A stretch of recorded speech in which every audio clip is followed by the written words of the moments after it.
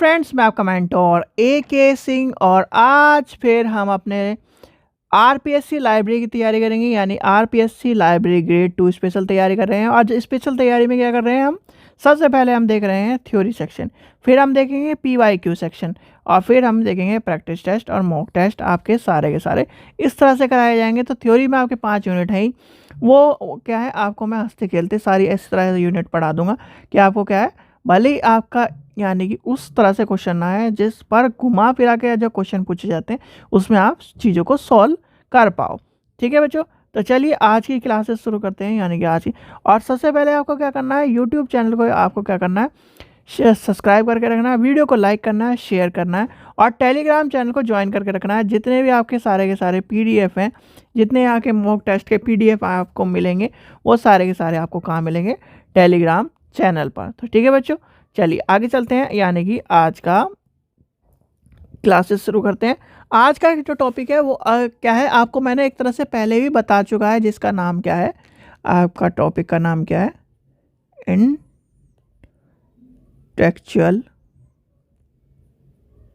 एक minute, pen थोड़ा सा पेन चेंज कर लो एक मिनट में।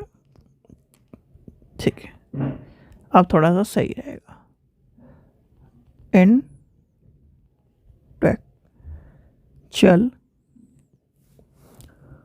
PROPRETY, property rights. ठीक है, अब ये है क्या? यानी कि बौद्धिक संपदा अधिनियम या अधिकार आपके हैं क्या, किस चीज़ से संबंधित है, क्या कहना चाहता है और इसमें हमें देखने के लिए क्या मिलता है चीज़ क्या। यानी कि आप किसी मतलब एक लाइब्रेरी में हो, ठीक है, आपको मैंने कॉपीराइट एक्ट पढ़ाया था। कॉपीराइट एक्ट के बाद क्या बताया था? बौद्धिक संपदा अधिकार बताया था, यानी कि डिलीवरी बुक एक्ट बता दिया।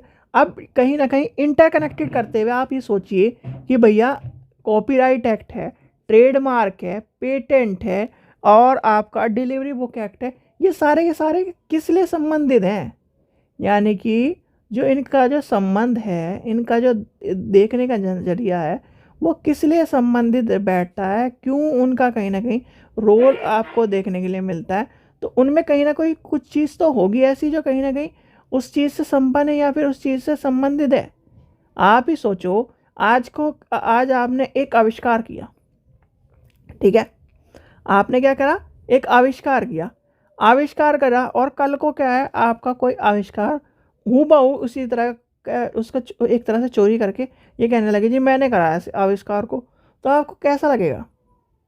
यानी कि एक तरह से क्या होगा, आपका यानी कि जो बरसों की मेहनत है वो कहीं ना कहीं चकनाचूर हो जाएगी। तो यानी कि आपको ये पता होना चाहिए बौद्धिक संपदा अधिनियम यानी कि आपका इंटेलेक्चुअल प्रॉपर्टी राइट क्या कहता है और कहीं ना कहीं ये किससे संबंधित है। ठीक है, हिंदी में क्या कहते हैं? बौद्धिक संपदा का अधिकार। लिखिए,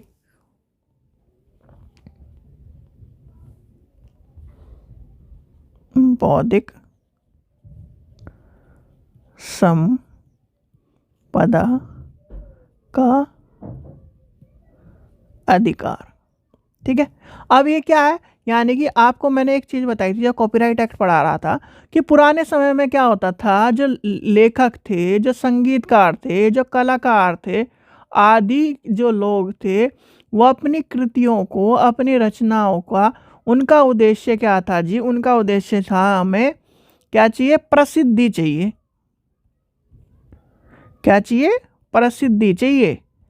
ठीक है, ना कि मनी चाहिए। सॉरी,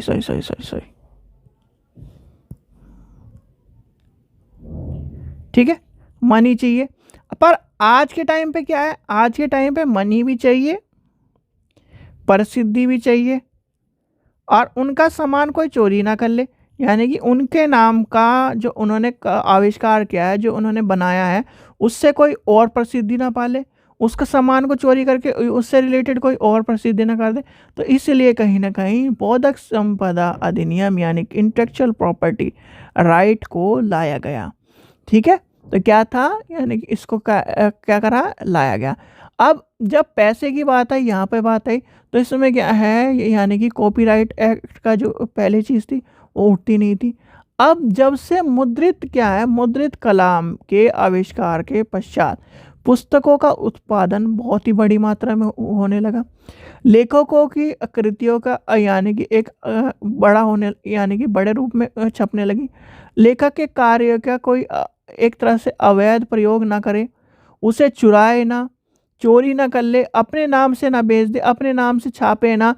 उसको क्या है, यानी कि मान के चलिए 4 लाइन लिखी किसी ने, 4 लाइन उसकी अपनी ओन की है, उसमें से 1 लाइन चुरा के उसमें हेर फेर बदल के, जैसे क्या है कोई भी शायरी है उसमें से क्या है हेर फेर करके उसने अपने नाम पे कर दी, तो क्या है, यानी कि या फिर कोई उपन्यास है उसमें नाम बदल दिया, जैसे मान के चलो प्रेमचंद का उपन्यास है उसमें नाम बदल के चीज़ चेंज कर दी, तो वो क्या है, कहीं ना कहीं कॉपीराइट फॉर्म में जाएगी। तो इसलिए ये सब चीज़ें कहीं ना कहीं आपके बौद्धिक संपदा और कॉपीराइट के चंगुल से इसको बचाने के लिए कुछ अधिकार लाए गए हैं, जिसे क्या कहते हैं, बौद्धिक संपदा अधिनियम के तहत आते हैं।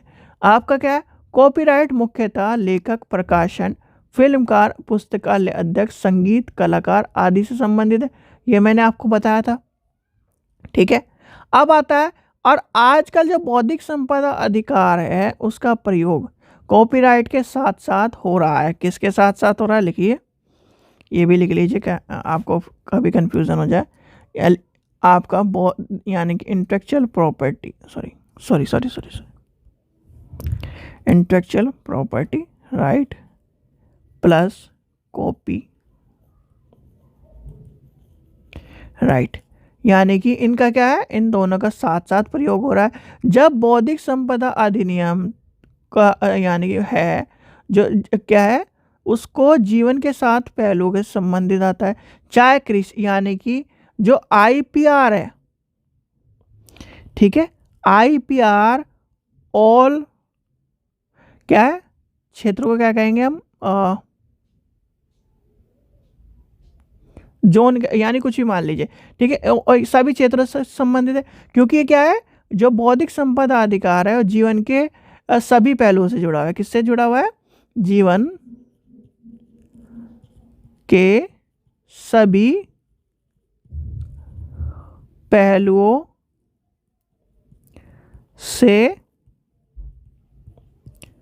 संबंधित है, ठीक है। अब चाहे वो कृषि का क्षेत्र हो, विज्ञान का क्षेत्र हो, प्रौद्योगिकी क्षेत्र हो, तो कहीं ना कहीं आपका ये सारे क्षेत्र एक साथ जुड़े हुए हैं।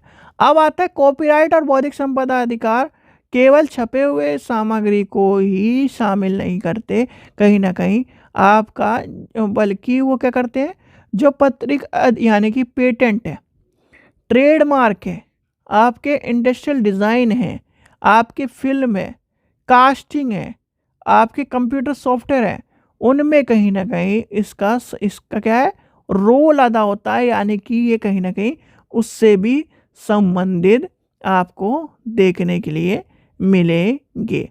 यानी कॉपीराइट एक्ट आपको मैंने बता दिया था, कॉपीराइट एक्ट कैसे आया, कितनी धाराएं, कि क्या क्या है चीज़ें हैं। अब कॉपीराइट एक्ट क्या कहता है, वही आपका क्या है, एक तरह से बौद्धिक संपदा अधिकार आपको यहाँ पर लेके चलता है, यानी कि फेयर यूज़ आपके आ जाएंगे उसमें। जो इंटरनेशनल कॉपीराइट है, आपका world property intellectual property right है, तो यानी कि आपको क्या होना चाहिए, आपको चीज़ें पता होनी चाहिए। तो यानी कि इसमें एक चीज़ और आती है, छोटा चैप्टर है, यानी कि ज़्यादा बड़ा चैप्टर नहीं है ऐसे मैंने, तो इसमें एक चीज़ आती है WIPO, सबसे ज़्यादा क्वेश्चन पूछे जाने वाले, और इसमें पूछा क्या जाता है, एक फुल फॉर्म पूछी जाती है और एक आया कब, 2 क्वेश्चन सबसे ज़्यादा पूछे जाते हैं। तो आपको पता होना चाहिए इसकी फुल फॉर्म क्या है, world intellectual PROPERTY property RIGHT right, स्थापना 1967, ठीक है। यानी कि एक तो ये क्वेश्चन, दूसरा क्या है, दोनों जुड़े हुए हैं। यानी कि आईपीआर आपको समझ में आ गया, आईपीआर है क्या ये भी समझ में आ गया होगा आईपीआर के ऊपर, यानी कि आईपीआर आपका कॉपीराइट का हिस्सा है, और कॉपीराइट और आईपीआर दोनों मिलके क्या है ना, चीज़ों को समझाते हैं, यानी कि क्या है, और दोनों के बारे में क्या है कि आपका इंटेलेक्चुअल प्रॉपर्टी राइट, यानी कि सीधी सीधी बात यह है, ये घर है, ठीक है, ये घर है आपका, ये जगह है आपकी, ये मेरी है, मेरी, आप क्या कह सकते हो, ये मेरी है, ये मेरे नाम पे रजिस्टर्ड है, ठीक है, ये मैं इसका ओनरशिप हूँ, यानी मेरे को ओनरशिप मिली हुई है। यही तो कहते हो आप घर के बारे में। तो यही क्या है, यानी कि प्रॉपर्टी क्या होती है, सीधे सीधे मैं आपको बताता हूँ। आप आईपीआर में यानी आईपीआर है प्रॉपर्टी राइट, आई को छोड़ दो, प्रॉपर्टी राइट की बात करो आप। प्रॉपर्टी राइट क्या कहता है, यानी कि आपको कहता है जी ये आपकी जगह है, ये आपके नाम पे है, आप इसे बेचो, इसके क्या है, इसे क्या है, रेंट पे दो, आपकी मर्जी है, आप जो कुछ करो। तो वही क्या है, आईपीआर का काम है। आईपीआर का भी काम क्या कहता है, आप उसे बेच दो, ठीक है, किसी को ओनर यानी कि बेच दो, आप क्या करो, किसी को रेंट पे दे दो, किसको क्या है उसे क्या नाम यूज़ करने के लिए दे दो, यानी कि आप उसके मालिक हो, आपके पास पूरा अधिकार है, आप उसके जो कुछ करना चाहते हो वो कर सकते हो। ये कहता है आईपीआर, ठीक है। आई हटा दो, प्रॉपर्टी राइट, ठीक है। प्रॉपर्टी राइट क्या कहता है, अब प्रॉपर्टी का तो चाहे क्या है, यानी कि आजकल तो इस तरह का माहौल है, जो 5 साल का बच्चा उसे पता है प्रॉपर्टी क्या है। अब आप तो लाइब्रेरियन हो, तो लाइब्रेरियन भैया आपने क्या नाम कही प्रॉपर्टी खरीद रखी होगी। अब प्रॉपर्टी खरीद रखी है तो आपको क्या पता है, प्रॉपर्टी राइट्स के बारे में पता होगा कि क्या कहता है प्रॉपर्टी राइट्स, और प्रॉपर्टी राइट्स और क्या है इंटेलेक्चुअल प्रॉपर्टी राइट, सेम बात है। आ गई समझ में, यानी कि इस तरह से आपको क्या है, तो अपने आसपास के एग्जाम्पल ढूंढो, अपने आसपास के एग्जाम्पल से सारी चीज़ें समझ में आ जाएगी, ठीक है। आपको अगर ये कॉपीराइट वाला भी समझ में ना आया तो एक और चीज़ आपको कॉपीराइट वाले से संबंधित हो जाता हूँ। आप क्या करते हो, एग्जाम में बैठे हो, अपने दोस्त को दिखा दोगे, दिखाते हो अपने दोस्त को कि ले लिख ले मेरे, यानी कि या फिर आप कहोगे कि यार दिखा दे, वो आपको दिखा देता है, क्या करते हो, कॉपी कर रहे हो कि नहीं, कॉपी का राइट दे रहे हो उसे कि क्या है, मेरी कॉपी से तू इसमें से छाप ले, तो क्या कर दिया, कॉपी राइट कर दिया। अब कॉपी राइट में जब आप क्या कर रहे हो, दूसरी कंडीशन क्या है, कॉपीराइट में अब आपका कोई देख रहा है, ठीक है, और आपने क्या, आप उसको उसका दिखाना नहीं है, तो आपको क्या करो, मैडम मेरा देख रहा है, तो क्या हुआ, कॉपीराइट के दोनों पहलू आपको समझ में आ गए। तो यानी कि इस चीज़ से समझो कि आपका जो माइंड है वो क्या कर रहा है, क्या चीज़ों को अपने आसपास के एग्जाम्पल, इतने भारी भरकम एग्जाम्पल नहीं भैया, पढ़ाई को जितना आसान समझ के लोगे उतना चीज़ें समझ में आएगी, ठीक है। चलिए, आशा करता हूँ आपको वीडियो पसंद आई हो, वीडियो पसंद आई तो लाइक करें, चैनल को सब्सक्राइब करें, वीडियो को ज़्यादा से शेयर करें, और इस चीज़ का ध्यान रखना है, क्वेश्चन सबसे ज़्यादा पूछा जाता है कॉपीराइट वाले में से, ये वाला फुल फॉर्म आ चुकी है राजस्थान के पेपर में, स्थापना आ चुकी है, तो इन सब चीज़ों का आपको पता होना चाहिए। चलिए, थैंक यू।